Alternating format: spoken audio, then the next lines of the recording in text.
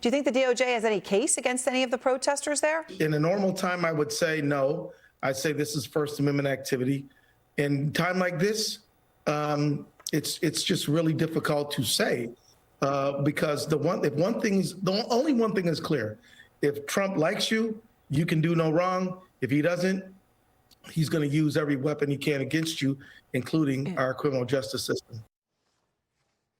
Well, that's Minnesota Attorney General Keith Ellison defending the First Amendment rights of the anti-ICE mob that stormed a church in St. Paul, Minnesota over the weekend. The protesters become rioters when they do stuff like this. They made a scene, started terrorizing and storming down the aisle of the church, shouting, chanting profanities at the worshipers. Some churchgoers fled while others peacefully held their ground. Now, those people are being warned by the Department of Justice that they are violating the FACE Act. That 1994 law makes it a federal crime with potentially steep fines and jail time to use or threaten to use force to injure, intimidate, or interfere with a person seeking reproductive health services or with a person lawfully trying to exercise the First Amendment right of religious freedom at a place of religious worship. So they broke that second part, and it's all on video. U.S. Deputy Attorney General Todd Blanche says this type of case is exactly what the FACE Act was meant to address. It's a crime, and so they will face a jury. If they're convicted, they will go to prison. And you're right, the FACE Act has been abused by administrations over the years. You're absolutely right. But when you look at what happened yesterday, you know why that law was passed, and we're going to use it for the reasons that it was meant to be used for, which is to stop this type of conduct. You have to go after this. You do. And Biden laid the groundwork by using the FACE Act.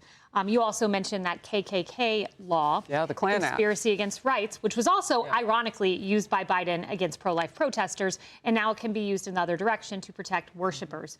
Don Lemon, I was very interested in what he said last night. He said, "This is not the type of Christianity I practice. I think they're entitled," speaking of the people in the church, "and that entitlement comes from a supremacy, a white supremacy."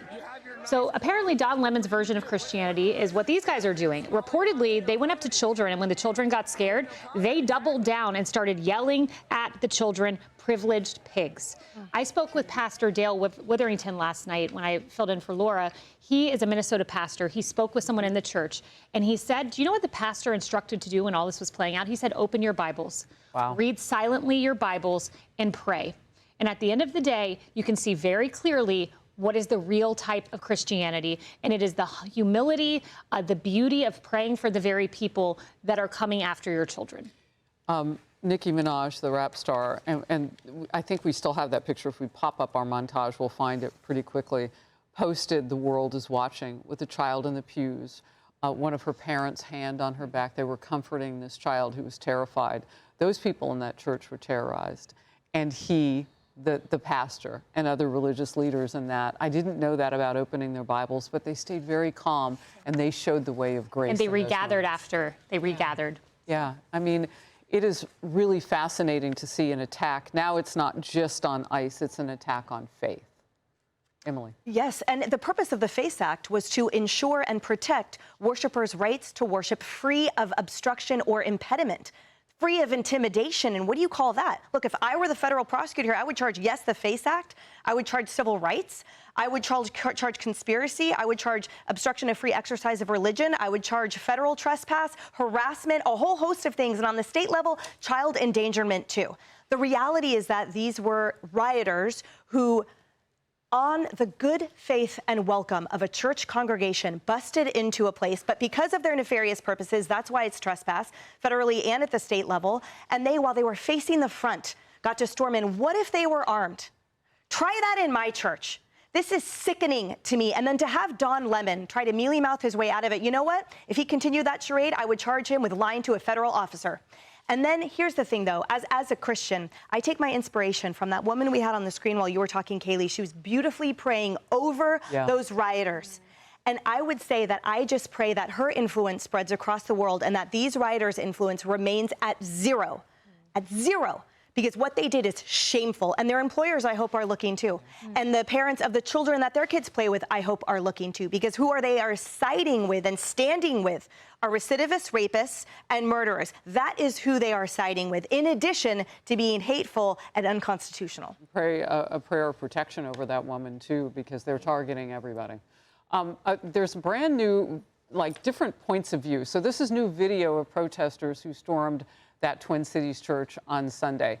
There's a ton of videos, you can imagine, because everybody has a camera. Let's watch. As you can see, all these pretend Christians, all these comfortable white people who are living lavish, comfortable lives while children are dragged into concentration camps. You're living real life, nice lives with your lattes, doing absolutely nothing. I tell you what, when demons go to church, they meet God.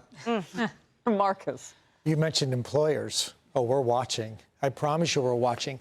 It's very simple for me. It's like a building. The safety has to be the floor, not the ceiling, and it's foundational. And I have to know that while you have a right to say what you want and protest peacefully, safety comes before all of it. And I think when we start compromising for any age or any race or anything, we really, I think, have broken the whole spirit of the idea of free speech. Yeah, you mentioned a word, different topic moments ago about manipulation. This is no longer free speech. This is the height of manipulation. Well, Don Lemon seems to be at the spear of it, at the tip of the spear. I believe he's unemployed. He's got some free time. Yeah. Doing his thing. Might be wise doing that. From a house of worship standpoint, which is a different angle in this whole story, I mean, that's sacred property. That is a church. They're there to probably pray for all those protesters, to pray for their community and their city. So when you see this, where's the conviction? Where's the fear of God? You're able to walk into a house of worship. We only saw that once in the Bible when Jesus did it in the marketplace right outside of the house of worship because he didn't want it to be used to sell goods. He was angry. And so when you saw that, it kind of reminded me of, wow, what has our country come to? When our grandparents were growing up, you would never storm into a church. That was always sacred. A minister, a doctor, they were held to a higher standard in our minds. And so I want to get back to that. You don't get into the face of a pastor who's doing the right thing, who is trying to serve the Lord, and yell at him and tell him that he's wrong and Don Lemon knows better than he does. So, and then from the law standpoint, clearly under the FACE Act, if you read it, it clearly says that this is a federal crime. And you have Todd Blanche saying they're going to prosecute and people are going to go to prison. I hope they set an example because this is going to get worse and worse. If they don't set an example here, this is going to happen every Sunday at all the churches in there. It had better not. It better not. But we have police officers in our church. I went to Times Square Church a few weeks ago. You walk through a metal detector. But that's where we are now. Yeah. You know, that's how scary it is. In church, we even have to protect ourselves. This country's been through this before. 1871, the Klan Act, and then civil rights as well when they were burning down churches. Yeah. Like we don't need to revisit this. This is a touch away from people being afraid to go to church. And this is America. You don't have to be afraid. The protesters, the rioters, the agitators need to fear the law. Because that arm is long. And it's all places of worship, right? It's all places Yes, of worship. absolutely. All places of worship. People feeling safe. Hey everyone, I'm Emily Compagno. Catch me and my co-hosts Harris Faulkner and Kaylee McEnany on Outnumbered every weekday at 12 p.m. Eastern, or set your DVR.